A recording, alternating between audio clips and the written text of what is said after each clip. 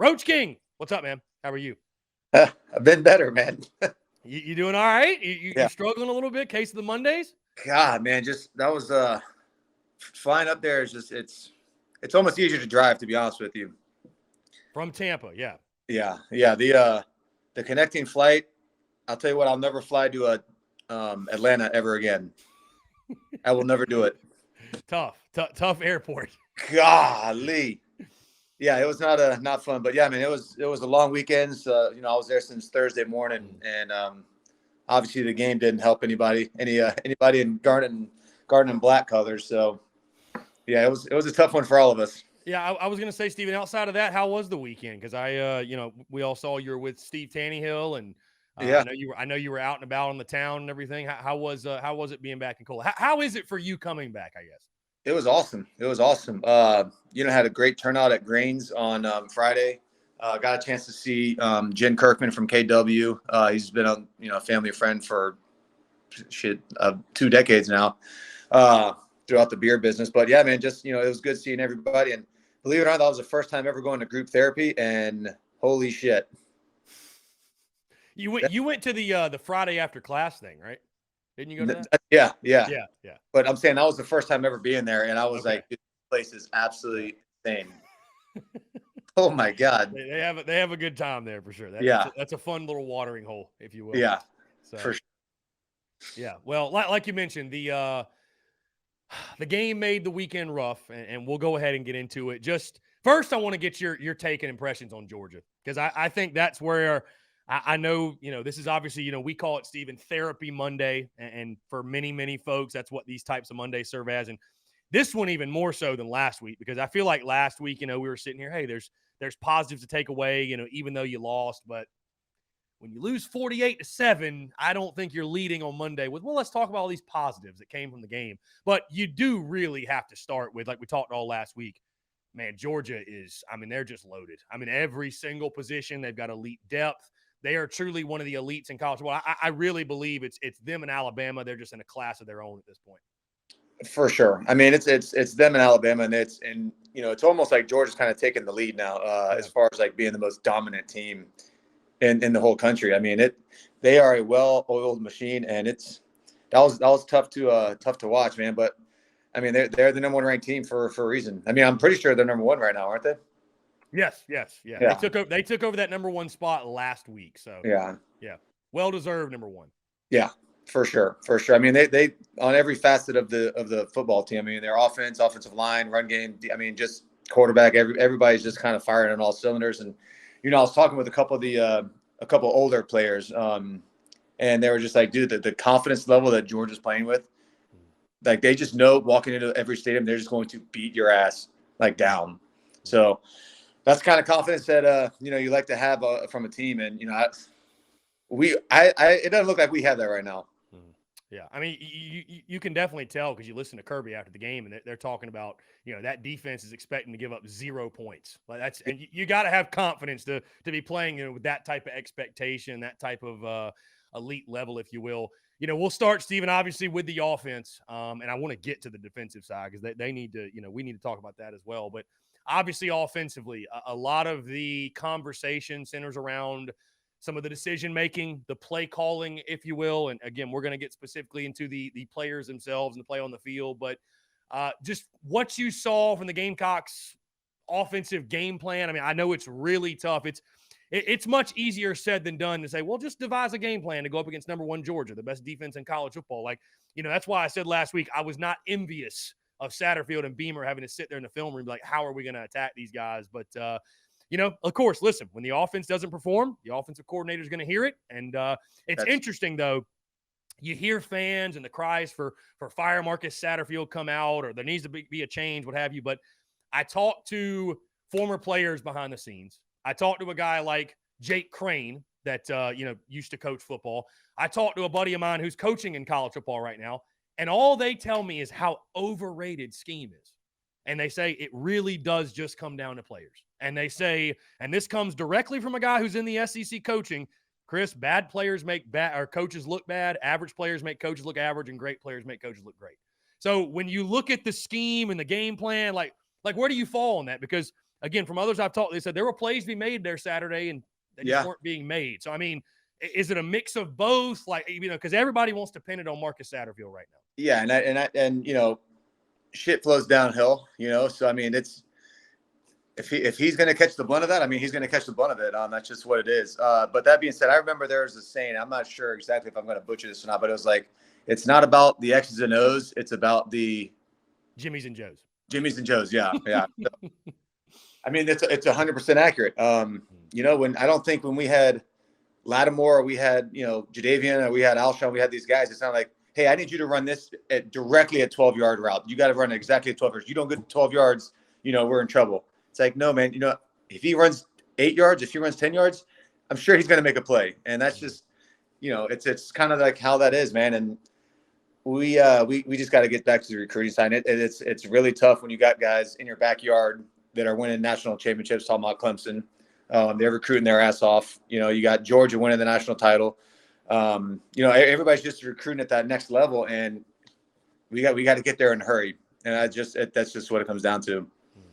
But on that note, I will ask you, Steven, did your thoughts on the game plan? I mean, did you feel like there was something they didn't do you would have liked to have seen more of? Or again, like you said, was it just simply you thought they had a good plan, but Georgia's just that good? I mean, yeah, everybody's got a plan until you get hit in the face.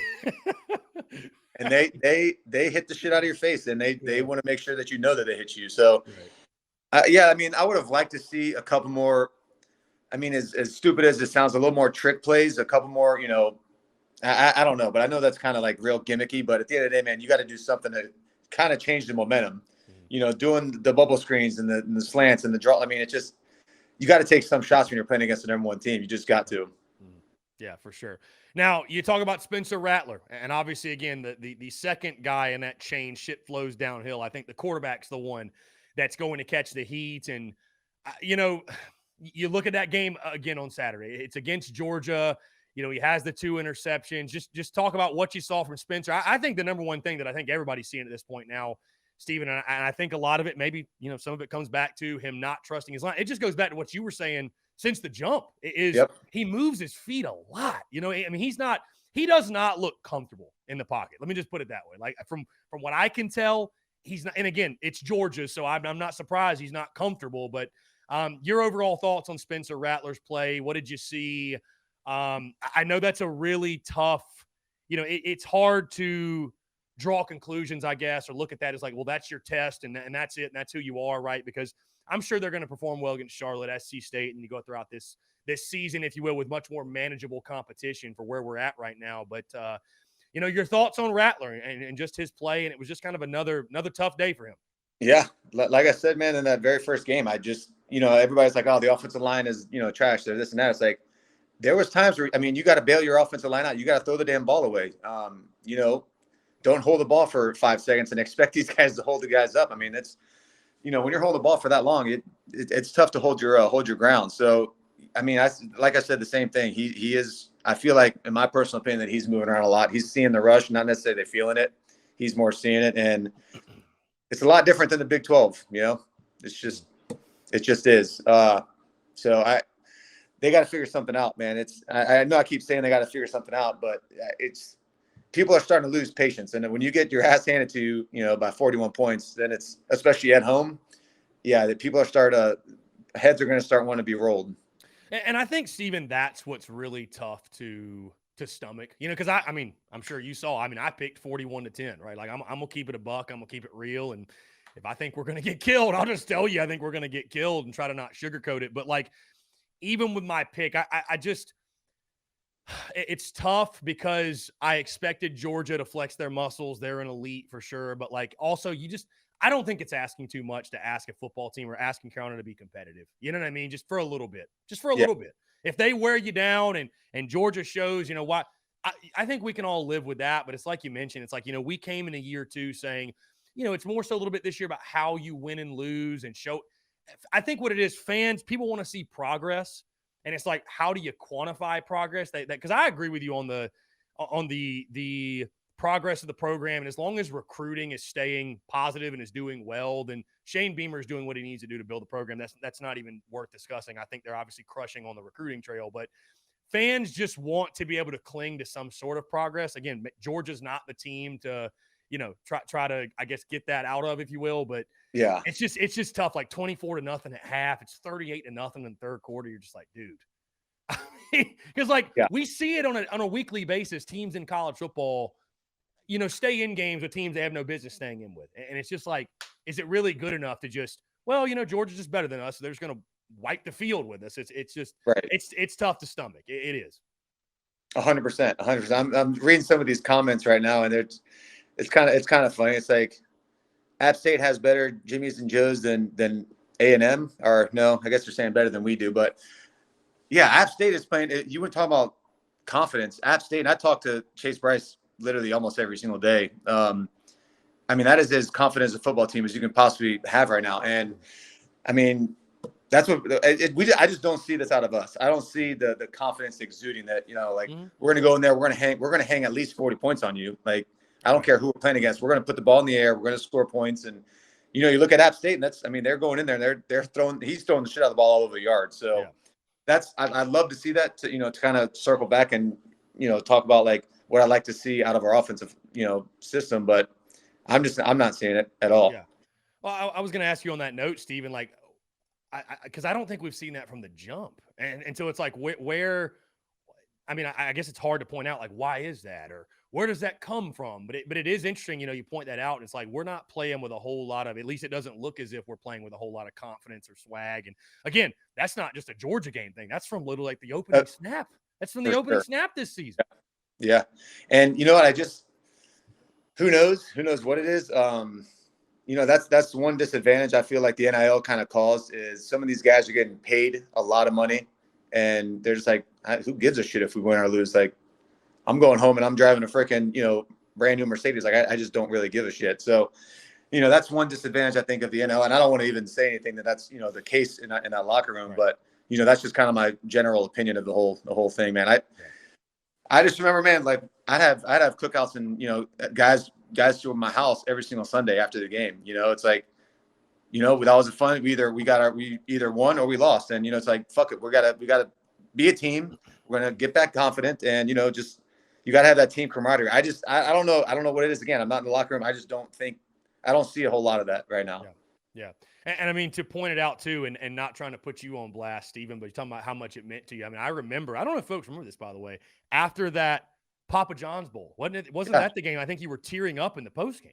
Oh, I remember that. Yeah. I cried like a little bitch, man. I fucking hated it. I hated it because I was kind of like the young guy on the team, and I hated that, the seniors and the guys that were going to the league, like I hated that they had to go out with such a shitty performance. And yeah, I know it was cold. It was freezing. It was the coldest game that I've ever played and ever been to this day. But yeah, I mean, I hate even talking about it. That was just, I don't know, man. I'm a passionate guy, so I like to wear my emotions on my sleeve.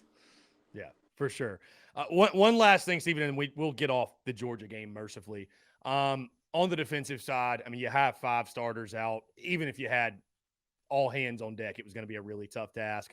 I just want to get your thoughts on what you saw from Georgia. I mean, the Gamecocks obviously have to improve defensively. Just have forced just 1 turnover in 3 games. That's got to get better. You got to do a better job getting the ball off people. That's what Shane Beamer has said. Everybody in that building has said. But I think we can put the whole Stetson Bennett as a game manager thing. I think we can put that to bed. I hope. I still are people still saying that? I mean, I don't know. I don't know. I don't follow it closely enough, I guess, to what the folks are saying, but I'm sure they're out there. But I mean, dude, he's proven. I mean, I think he's probably got to be one of the front runners in the Heisman right now. I would hope the way he's playing. So yeah. And it comes down to confidence, man. They won the championship last year, and they're just playing with the most confidence that I've seen in a college football team in a while. That includes Alabama when they were steamrolling everybody, and I mean, they just know that they're going to go out there and beat your ass. Now, Steven, let's move forward. You get your ass beat. How do you bounce back? How do you come into this week now? Again, it's on this Monday. You're preparing. You've got Charlotte, SC State the next 2 weeks. Those are 2 very manageable opponents. And Steven, you talk about confidence, because that is extremely important, right? I mean, the game's all mental. I mean, it really is. Every sport, it's all mental. You talk about who you're playing this upcoming week. Charlotte is dead last in defense. They're giving up like 560 yards per game, 45 points per game. This is the week to get confidence. So, I mean, how do you bounce back? I mean, I'd assume it starts in practice, rallying your guys, banding together, if you will. But like, what's the, from a former player, what's sort of the methodology, if you will, to bounce back in a big way and get back, right the ship, if you will? Well, I'll tell you what, man. I remember we lost 56-6 against Tebow in 2008. I'm pretty sure it's 2008 down there in the swamp. And I remember going after on the bus after the game. And, this may sound like pretty fucked up, but I mean, we were just kind of like joking on the bus. We're like, what are we going to do? I mean, we got our asses beat. I mean, we can't sit there and sulk our heads. And I'm pretty sure Coach Sparrow's like, we're not even watching that tape. Like, that game did not happen. Let's completely put that shit behind us and, go to the next game. I mean, that's what you have to do. Otherwise, you're just going to beat yourself up and just feel like a bigger piece of shit. If you watch yourself on tape the next couple of days getting your ass whipped, it's not good. So I think, moving forward, I think you just put that game behind you. Try to maybe talk about some positives that came out of that game, which there aren't many. But try to bring up some sort of positives and get ready to go. Because like you said, the team we're playing, Charlotte, dead last in offense. If we don't put up a shit pile of points, I don't know if Satterfield will make it out alive. And I like him. I like him as a coach. I like him as a person. He's always been cool to me. So I mean, I like the guy. But he's got to use this game to really get his name back in good graces. Yeah, I mean, it's like, we all say it's a results-oriented business. I mean, you got to put up numbers, and especially when you add guys like Spencer Rattler and all these pieces. Let's talk about Rattler. Again, he can use this week, right, to build confidence. And, I mean, biggest area of opportunity for him in regards to making strides and having a positive performance? Like, is there one thing you're like, is it setting his feet? Is it being more comfortable in the pocket? Like, what's the thing he absolutely needs to at least begin doing in this Charlotte game to set up success for the rest of the year? Sit in the pocket and make the throw, not try to scramble around, not try to do all the other stuff. I think just get the ball out of hand and just be accurate and get the ball in the playmaker's hands, as quick and as often as possible. But again, I still like to see the ball like down the field. I don't know if that's just kind of like our system, our play, what we're trying to identify as is, kind of a dink and dunk West Coast offense. But I'd love to see, I mean, the kid's got a live arm. I'd love to see the ball down the field and, hopefully come down with it and make some damn plays. And I think you can use this game, Stephen. Again, Charlotte struggled so mightily defensively. You can use this as a confidence builder for your entire football team. And I certainly, by the way, I don't want to sit here on this Monday and take Charlotte for granted and just say, well, we're just going to go out there and beat them by 50 because college football is crazy. And, I mean, God forbid, this is not a team that needs to take anybody for granted at this moment in time. I mean, Charlotte, I don't know if you saw this, Stephen, they just beat Georgia State over the weekend. So, you know what I mean? Like, they obviously have some players, right? I think they beat them like 42-41, but they did indeed beat them. So, you need to go out, execute, play good football. Obviously, you do that, you should be able to get the victory and get the victory pretty handily. I mean, you're a 22.5-point favorite, I think, right now at this point. But starting early is very to get on their ass. 21-0 first quarter, just boom, boom, boom, and then I think we'll kind of see that confidence kind of start coming out. Yeah, I was going to say the last thing you want to see as a team, like you were mentioning, hanging their heads, like the Georgia game almost like beats you twice and you're sleepwalking through the first quarter. And, I mean, there's already going to be – I mean, you need something to feel good about as quickly as possible.